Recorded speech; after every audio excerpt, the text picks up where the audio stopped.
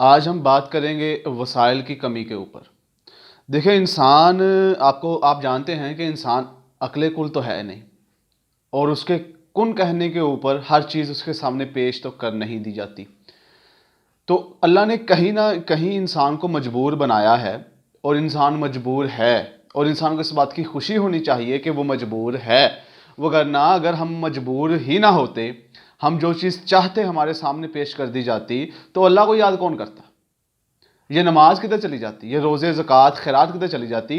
جب ہم اپنا ماتھا، کنسیپٹ ہی نماز کا یہ ہے کہ جب ہم اپنا ماتھا اللہ کے سامنے جھکاتے ہیں تو ہم اپنی بے بسی کو قبول کر لیتے ہیں کہ اب نہیں، اب اس سے آگے ہم کچھ نہیں کر سکتے، لہٰذا ہماری اوقات اور حیثیت صرف اتنی ہے کہ ہم نے اپنی پیشانی تمہارے سامنے زمین کے اوپر رکھ دی ہے۔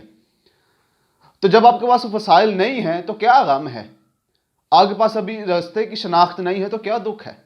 آپ کے پاس لوگ نہیں ہیں تو کیا فکر ہے آپ کو؟ اور اگر آپ کے پاس وہ خواب اور ویژن نہیں ہے تو اس کے اندر پریشانی والی کون سی بات ہے؟ آ جائیں، رکھیں ماتھا پیشانی اس کے سامنے، مانگے اس سے۔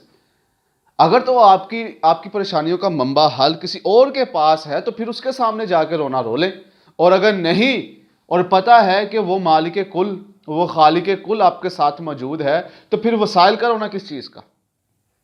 نہیں آپ کا ساتھ چل رہا، نہیں آپ کی بات بک رہی، نہیں آپ کو کوئی سن رہا، نہیں آپ کو کوئی دیکھ رہا، نہیں آپ کو کوئی سمجھ رہا، نہیں کوئی سوچ رہا، نہیں اس رستے پہ چل رہا، تو فکر کیسی، پریشانی کیسی؟ آپ کا تو مقصد تھا ہی نہیں یہ لوگوں کو ساتھ جوڑنا، آپ کا مقصد تھا اپنی بات پھیلانا، اپنی واہ واہ کروانا نہیں، اپنا مقصد پھیلانا۔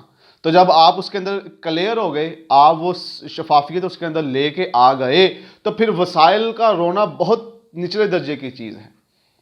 وسائل مل ہی جاتے ہیں، اور قدم چومتے ہیں وسائل عزم والوں کے، اور یہ وسائل قدم چومتے ہیں ان کے جنہوں نے ہمت کر کے اپنا حوصلہ بڑھا کے چل دیا اللہ کی راہ کی طرف۔